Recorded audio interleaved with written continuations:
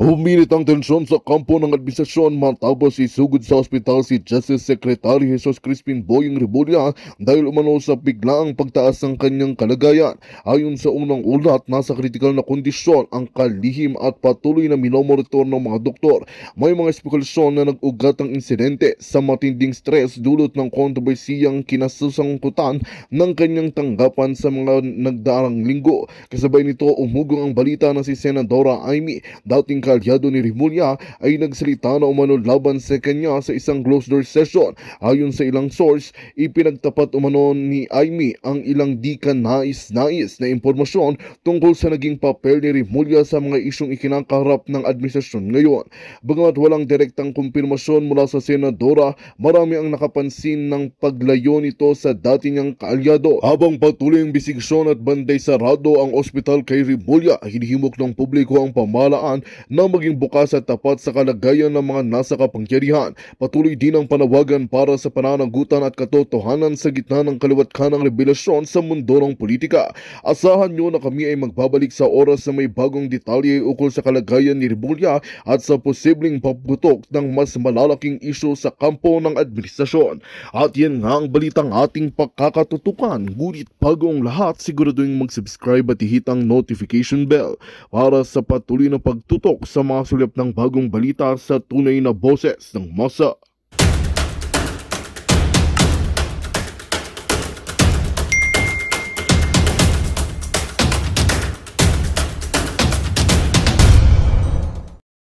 Maharlika, yan ang pangunahing issue natin. No? Simple lang, kung ikaw ay Katoliko, Kristiyano, Muslim, lahat naman tayo ay tumututol sa paggamit ng bisyo, no? Yung pinagbabawal na gamot. Abay, ang ordinaryong sundalo na enlisted, kapag napatunayan na gumagamit ng droga, automatic expulsion. Bakit ito, Presidente, may dula na, pinagbigyan na ng pagkakataon para pasinungalingan, hindi pa rin nagsasalita, no? Ibig sabihin, inaamin by his silence, and yet naroriyan pa rin at kinakaladkad nga tayo sa kuko ng giyera. Yes, totoo po yan mga kababayan, dahil as early as 12 noon Philippine time ay talagang naka-receive na tayo ng mga impormasyon na talagang nag-deploy ng mas maraming police. Ipapakita lang natin itong report ni Channel 167, I think an hour or 2 hour earlier. Ayan po, i-play lang natin para makita ng ating mga kababayan. Ayan po ang mga pulis. Although mababait naman ang ating mga kapulisan dyan, pero ito'y hudyat na talagang may marching order ang bangag.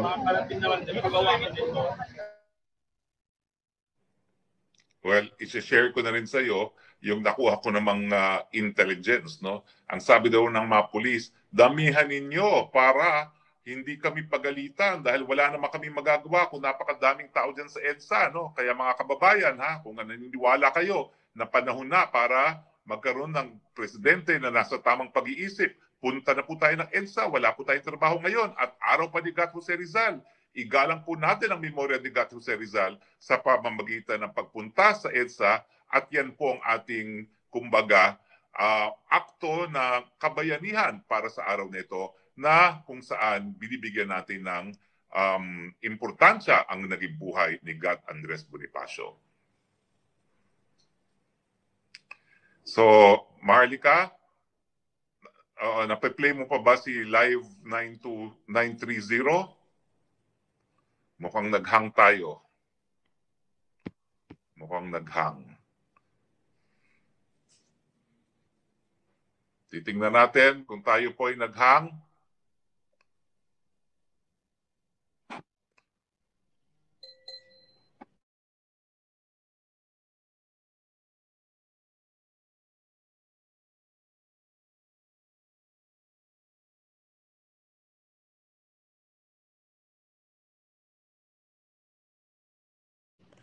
Tayo po ay naghang sa ere. Tignan po natin anong nangyari.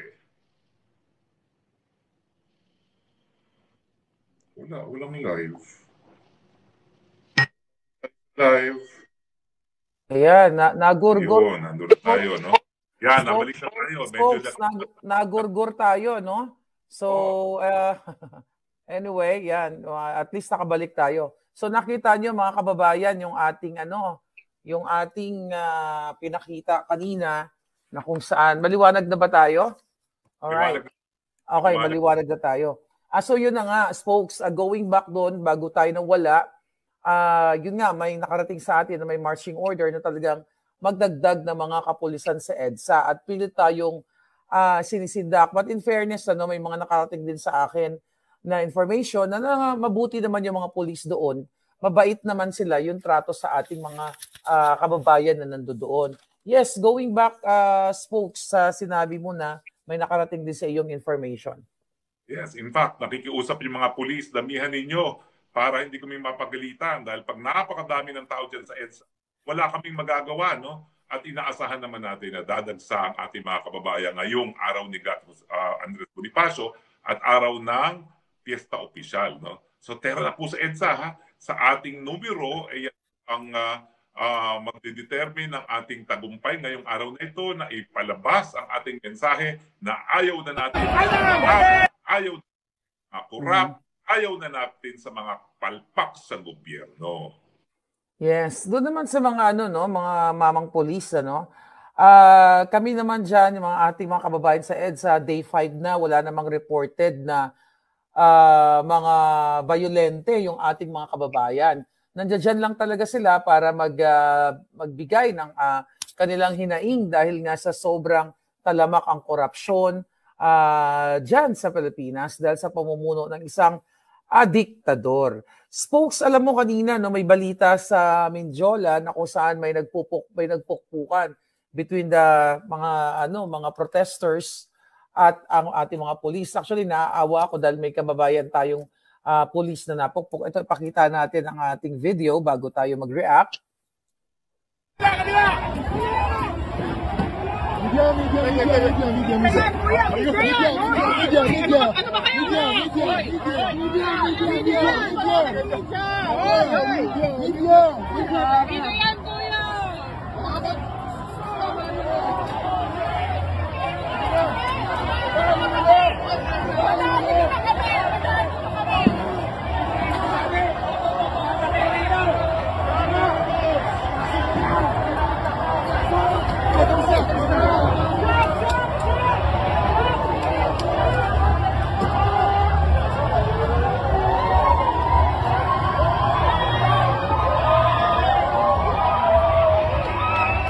Ayan. So, alam mo, Spokes, nung napanood ko yan, nalulungkot ako, Meron doon na, yun nga, yung police, meron pang angulo dyan na pinupukpok yung pinapalo ng mga ralisa yung ating kawawang police. Ako nalulungkot ako kasi hindi naman natin kailangan maging violente o magsakitan bawat isa.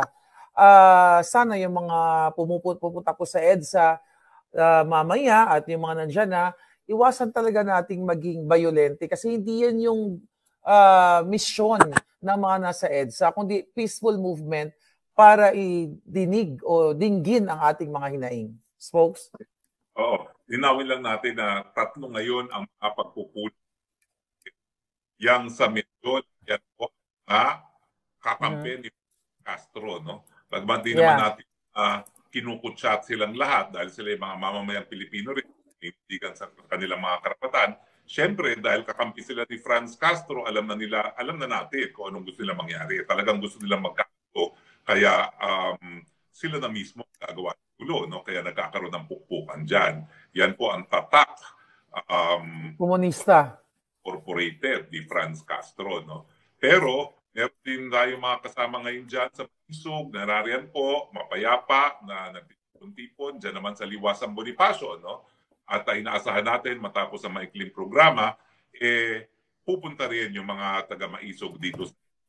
Pero tayong mga narong mamamayan, nandito tayo sa EDSA dahil alam naman natin ang kasaysayan ng EDSA, no? Dito sa EDSA, hinatulan ng pagsisipa sa pwesto ang mga pangulo na hindi na gumagalaw ayon sa pangnasyonal na interes ng bansang Pilipino. Sinimulan natin kay Marcos Sr., nagkaroon ng pagpapaalis din kay Estrada at ngayon mukhang mapapaalis na rin ang Marcos Jr. Yes. I hope talagang kumilos ang taong bayan kasi talagang kinikitil na yung kalayaan natin. Yun na nga, even yung mga mainstream media, hindi na nila nauulat ng tama kung ano yung nangyayari sa atin. At particularly dyan sa EDSA dahil ang inuulat nila yung paninira. I mean, Oo, na ano na naman tayo.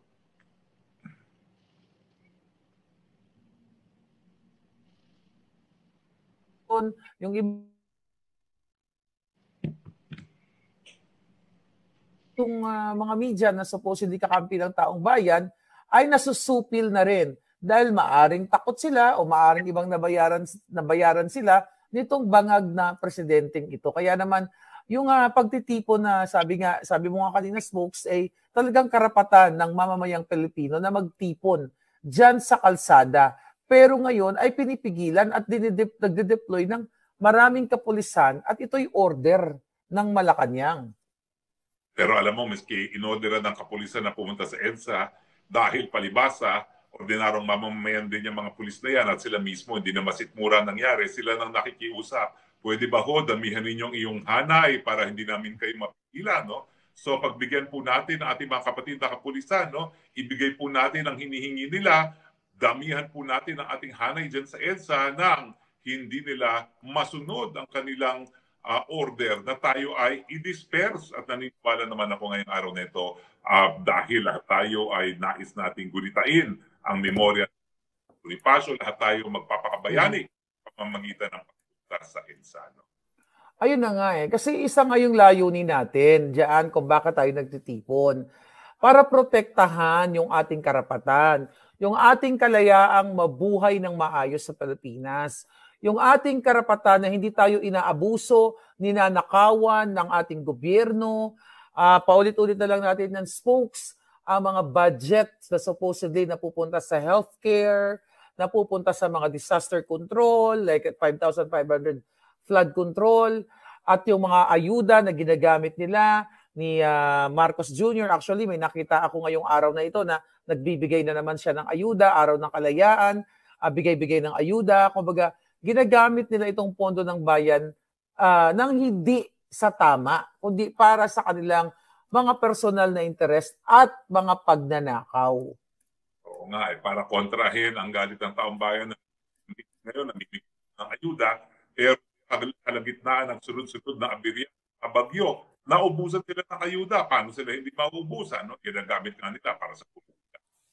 O balungkot sa ating bayan, no? Hindi po totoo na wala tayong sapat na pera para pamigay na ayuda, kaya lang hindi nakakarating talaga dun sa mga nangangailangan. Maalala nga natin, 1.2 billion isang araw pinamigay sa Davao para lang masira ang mga Duterte. Kaya tuloy, nung dumating ang mga sunod-sunod na bagyo, wala lang maibigay na ayuda. No? Yan na naman ang ginagawa ngayon para hindi magtungo sa EDSA na mimigay ng ayuda, no?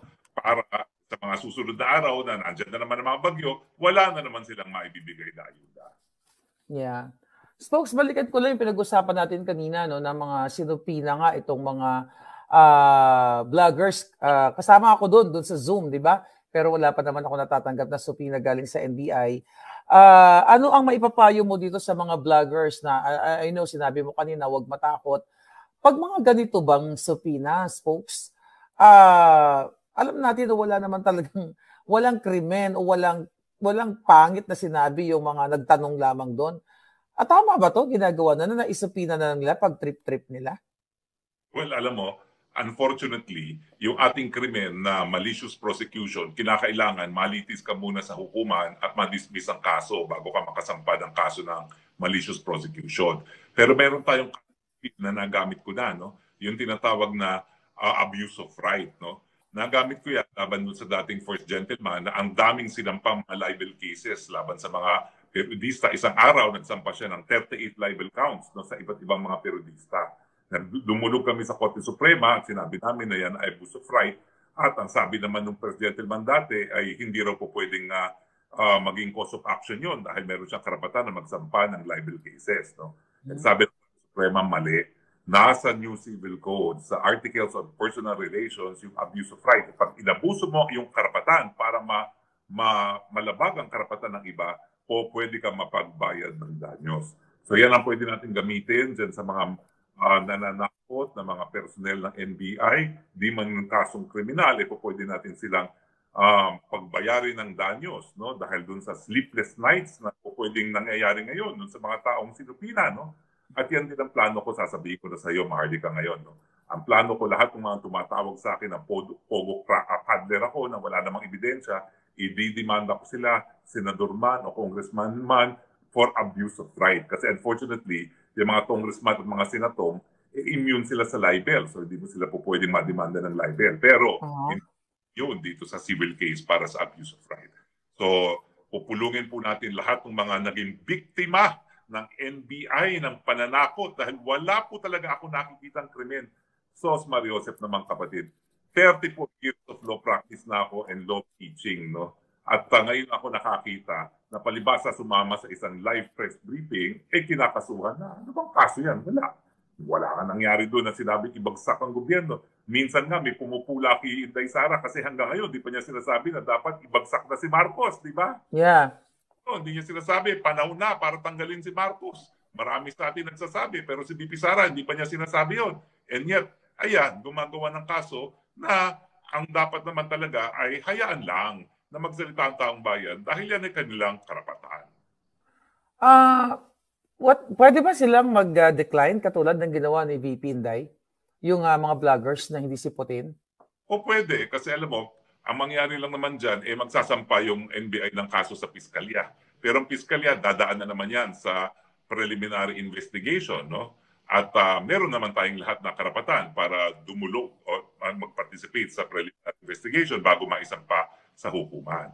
Pero syempre, ang gagawin nila yan, lulutuin yan para makarating sa hukuman at magkaroon ng warrant of arrest itong mga taong sinupina, no? Pero wag naman tayo mag-alala dahil nandiyan pa rin ang hukuman, no? Ang hukuman, titignan pa rin yan, no? Kung merong probable cause, no? At kung walang probable cause, hindi sila mag-i-issue ng warrant of arrest, no? Ano ba naman ang allegation nila na krimen dyan? Alam mo, meron tayong Latin maxim, nullum crimen nulla poena sine lege. Kung walang batas na nagpaparusa sa isang gawain, hindi siya po pwedeng maparusahan. Anong ginawa nila? Nanood at nagsalita sa isang online meeting at yun ay krimen. Wala namang panawagang nangyari doon kung hindi protektahan lang ang karapatan ng isang ordinaryong mamamayan na si Atty. Laika Lopez, no? So sa tingin ko, nananakot yan. Yan ang mensahe nila sa buong sambayan ng Pilipino. Matakot kayo dahil pag kayo maingay, pag pinatuloy nyo ang inyong kritisismo laban sa isang presidente na pinaghihinalaang bangag, ikukulong. So nasa sa atin na yan kung tayo magpapatakot. No? Pero ang ating karapatan magsalita, hindi galing sa presidente, galing yan sa saligang batas. Yeah, tama ka naman doon, ano, na talagang dapat wag mag-alala. Pero ang problema kasi, folks, talagang piniperwisyo nila yung mga tao. Yung ginagawa nilang pagsupinan yan, at alam ko naman na, pag pinailan ka ng kaso, pwede kang sumagot. Pero yung pagpa-file ng kaso, na wala ka namang ginawang, nagtanong ka lang, ito talaga ay malinaw na tina-target o piniperwisyo ng bangag na gobyernong ito ang ating mga kababayan, like mga vloggers like me, para nga naman matakot at hindi na magsalita o hindi na pumasok sa mga forum na ito. I think ito yung gustong mensahe nila, right? Well, oo nga, no? Yan ang tinatawag na gumagawa sila ng chilling effect para yung mga pumupula sa nito. Pero wag kayong mag-alala, no? Pag-uusapan natin, dahil ako'y abogado naman, pwede ko naman kayo gawa ng sagot dyan sa kahit anong isang pa ng NBI, no? Hindi naman tayo nagkukulang sa mga abogado na maninindigan sa karapatan. Ako nga, 34 years na, naninindigan ako, lalong-lalo na sa karapatan ng malayang pananalita. Ngayon pa ba ako titigil? No? So, titipunin po natin lahat yung mga sinupina ng NBI at magkakaroon tayo ng common na sagot. No? Huwag po kayo mag-alala, nandyan po ang ating mga abogado na maninindigan sa inyong mga karapatan. Yes, folks, may kapapasok lang na balita from the ground. Hinaharang daw ng mga pulis ang pagpasok sa loob ng area ng mga nagdadasal. So nakapalibot daw po lahat ang mga pulis. So tama ba yan ginagawa ng mga pulis? Na pinapaligiran yung ating, ito may sinend na video, tignan lang natin ha. Ito. Nagdadasal, ayan no.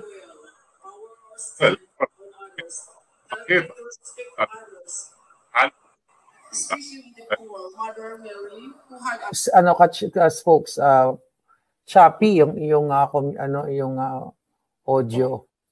Hindi, ang sabi ko, pag hinarangan nila yung bangketa kung saan nagpupunta ang tao, saan pa pupunta yung mga tao kung hindi pupunta sa kalye? Kalsada. Ang kalye, ayon sa Korte Suprema, hindi po yan para sa sasakyan. Yan sa mulat-mula para sa taong bayan, para sila ay magtipon, labas lang sa loob laban sa. So kapag hindi nila pinagamit ang bangketa, pupunta sa kalye ang tao. Yeah, yun nga. Basta mga kababayan, huwag kayong magpasindak dahil nasa tama naman kayo at as long as hindi kayo violente, hindi kayo nanggugulo, wala pong dapat ikatakot. At naniniwala naman ako na yung mga kapulisan na yan ay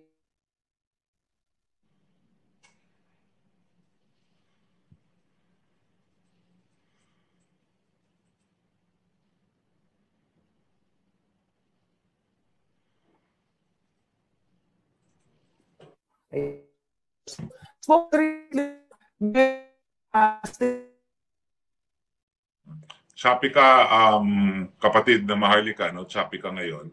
Pero, at saka parang nawala ka sa live, no? Oo. Okay. Hindi kita makita ngayon live. Ganun pa man, habang hindi pa po nakakabalik si Maharlika, ito po ang inyong live coverage via internet at social media ng Day 5 ng Speak Up Day ng Mamamayang Pilipino dyan po sa EDSA. 2 minutos bago po mag alas 5, inaasahan po natin ang pagdatsa ng tao ngayong piyesta opisyal kung saan tayo po ay binabalikan natin ang memorya ng GAT Andres Bonifacio, ang bayani na galing sa hanay ng mahihirap. No?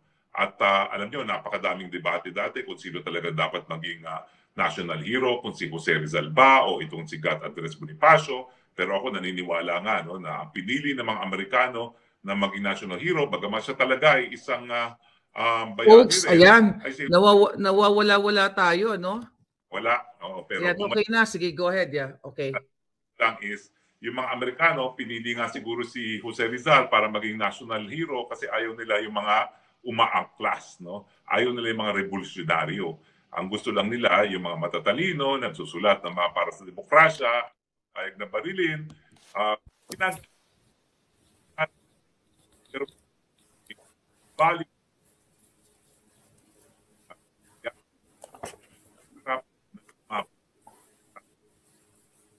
pati signal na. Naghimagsik laban sa mga mapang-aping mga Espanyol. Ngayon po, wala na tayong mga dayuhan na nang-aapi. Mga kapwa Pilipino na po na naninitihan sa mga dayuhan ang siyang naghaharing uri ngayon. Dahil gusto nilang protektahan ang nakaw nila sa taong bayan, nakipagkunsyabahan sa dayuhan para makihalubilo sa isang gera na wala namang kinalaman dahil lamang gusto nilang magbalik. Yung ilap na Choppy, sis folks. Anyways, folks, yun nga, balikan ko lang kanina, no, yung mensahe. Merong mensahe na nirelease itong si Enrile na Chief Presidential Legal Counsel, pero I don't know kung talagang nagka-function siya, no, as a legal counsel ni Bangag. Ang sabi niya, folks, panawagan niya sa bayan, sabi niya, we have to keep our heads and our equanimity for the sake of our country's peace and order, so that we can move on as one people in one country under God. Let us, in the meantime, sublimate our individual personal desires, interest, and disgust for the common good of our people, so that the safety and progress of our country will not be jeopardized. The world is not stable at the moment. It is turbulent. Let us not add to it our divisiveness. Sa tingin mo, para kanino to? Para kay Bangag? Again, dahil ang problema naman lahat ang punot dulo ng ating mga problema ay dahil Bangag ang ating presidente, no? At syempre, nandun na yun na nagpabudol tayo at kami naman talaga ay lahat naman tayo no ay hindi lang humihingi ng patawad dahil tayo nagpabudol sa isang bangag, no? Kung hindi tayo nagsisisi na at ngayon nga ay pinaninindigan ng ating karapatan nating taong bayan na magsisante na nakaupong presidente pag hindi na gumaganap sa kanyang katungkulan. 2 beses na po natin nagawa yan at yan po ay nasa loob na. Nakaukit na po yan sa saligang batas. Meron tayong karapatan na mag-people power laban sa walang siling mga presidente. Yes, kaya naman talagang tuloy-tuloy ang ating pagmomonitor. I hope may makapasok na volunteer natin dyan sa EDSA. Pero yun na nga, ang mga nakakarating sa ating information, patuloy naman na dumarating yung mga tao, pero yun nga lang ay sinaharang. At I hope, saan pwedeng pumesto dyan, folks? Kapag hinarang nila ang mga tao, ano ang pwede nating gawin? Well, kung haharangan nila yung lugar na hindi nakakaabala sa traffic, saan pa pupunta ang tao kundi sa kalye? Yun na nga no? Since time immemorial, our roads are held in trust for the people to assemble for peaceful redress of grievances. No? So, mula nung panahon pa ng mga ninuno natin, ng mga kalye, ay para sa taong bayan, para sila yung tipon at ilabas sa kanilang saloobin laban sa gobyerno. No? So mas mabuti pa, payagan nyo na dahil nasa private road naman yung speak out natin nung 4 na araw na nakalipas na. Bakit pa nila pipigilan? Hindi nyo po mapipigilan ang dami ng tao na nais ng manindigan. Tapos na po yan. At dahil nga po sa ating kasaysayan noong 1986 at nung kailan lamang na 2001, hindi nyo na po matatakot ang taong bayan dahil alam nila sila ang tunay na soberenya sa bansang Pilipinas. Sila ang tunay na boss. So hindi po sila titingala doon sa mga naghaharing uri. Yes. So spokes ang Huwad Committee ngayon at ang presidente, hindi tayo parang few days 2 days ago yata tayo magkasama. Hindi natin ito napag-usapan at hindi ko natanong sa iyo. Pinigil, okay? Nagpakalat ng private text message. Etong si Bangag na pinipigilan daw niya etong mga kongresista na huwag ituloy yung impeachment. Ano sa tingin mo ang drama nito? Ay, naku, drama lang talaga yan. No? Dahil alam naman natin kung anong gusto ng presidente masunod. Sinasabi lang niya para hindi masisi. At alam niya na nagagalit ang taong bayan dyan sa Tuwad Committee na yan. No? So, dinidistansya niya ang sarili niya. Pero ang tunay na boss talaga ng mga kongresista sa ilalim ng kanyang pinsan na si Martin Romualdez aka Tambaluslos ay ang presidente mismo. Siya'y umiiwas lang sa pula na akala naman niya magpapaloko tayo, no? Ang pasimuno ng lahat, kayo po, Mr. Bangag, President. At hindi po magpapadin lang sa inyo kahit anong sabihin ninyo. Ang tanging magkukumbinsi sa amin na wala kayong kinalaman dyan, kung tatanggalin nyo bilang speaker, Mr. Magandang balita ang hatid namin sa inyo ngayong araw. Sa pagtatapos ng aming balitaan, nagbigay kami ng mga mahalagang impormasyon. Maraming salamat sa pagtutok at pagsuporta sa aming programa. Huwag kalimutang manatili sa mga susunod na araw para sa mga bagong balita at mga kwento na dapat nating abangan. Mula sa Boses ng Masa, magandang araw, Pilipinas!